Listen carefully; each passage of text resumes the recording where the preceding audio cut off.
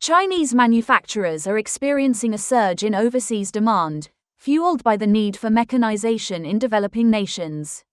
China has solidified its position as a major player, ranking second globally in production, sales, and exports. In 2025, exports rose 32.3% to $9.42 billion.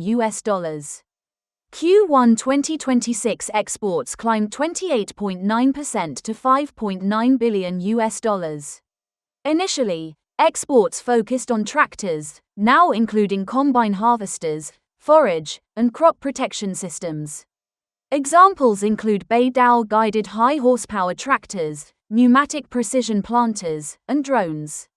AI and IoT integration, including hybrid tractors and smart farming, data analytics, and automation, for improved farmer efficiency and decision-making.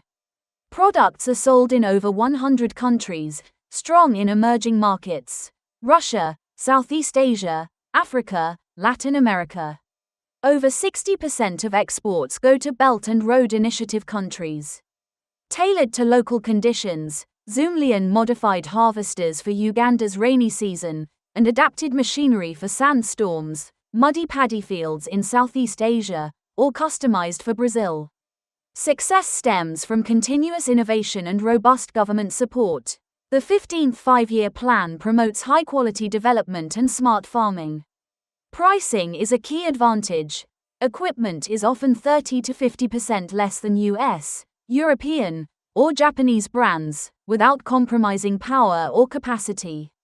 Provinces like Shandong, Henan, and Jiangsu form a strong manufacturing base, contributing over 30% of global agricultural machinery production.